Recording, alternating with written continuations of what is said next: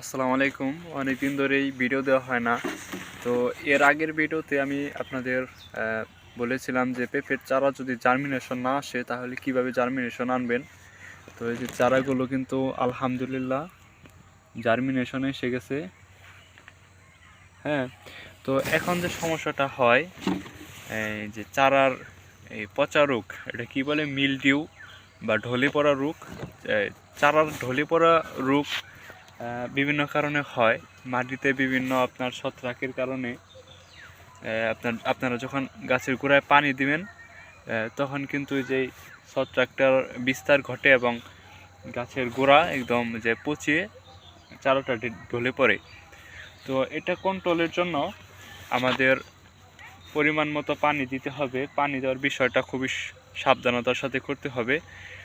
তো স্প্রে মেশিনের সাহায্যে আপনারা পানি দিবেন। আর এখন যেহেতু শীতের দিন, যারা শীতের দিনে পেঁপের চারা তৈরি করবেন তারা আপনারা যে এরকম পলি হাউস তৈরি করে নেবেন, যাতে কুয়াশার পানিটা ভিতরে চারার গোড়ায় না পড়ে। ঠিক আছে। আর হচ্ছে আপনারা পানি দেওয়ার সময় আপনারা 3 দিন পর পর পানি দিবেন।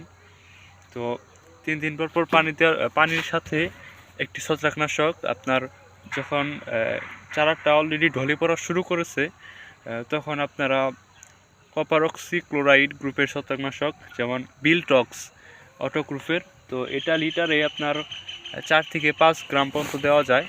তো লিটারে 4 থেকে 5 গ্রাম পর্যন্ত আপনারা পানিতে মিশিয়ে তারপর স্প্রে মেশিনের সাহায্যে ভিজিয়ে দিবেন।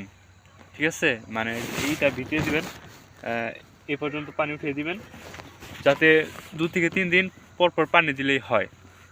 তো একবার বিলটক্স দেওয়ার পর আপনারা দ্বিতীয়বার 3 দিন পর এই কার্বন ডাইজিম গ্রুপের যে ছত্রাকনাশক এটা স্প্রে করবেন, একটার পর একটা চেঞ্জ করে। মোটামুটি যখন গাছটা আপনার যে এরকম আসবে, আমি একটু কাছ থেকে দেখাই। এদিকে বড় চারা আছে, এই যে গোড়ায় দেখেন একটু কালো কালো একটা কালার আসছে, ক্যামেরায় দেখা যাচ্ছে কতটুক বলতে পারছি না। এই যেভাবে এরকম, তো এরকম চারা হবে, এতটুক হবে, তখন আপনারা স্প্রের যে আপনার মানে সময়সীমা এটা বাড়িয়ে দিবেন, তখন 5-7 দিন পর পর স্প্রে করবেন। ঠিক আছে। তো এই আর কি পেঁপের চারার যে এই অবস্থায় যত্নটা আর পানি দেওয়ার বিষয়টা আপনারা সতর্ক থাকবেন। আশা করি আপনারা নিজেরাই চারা তৈরি করে তারপর বাগান করতে পারবেন।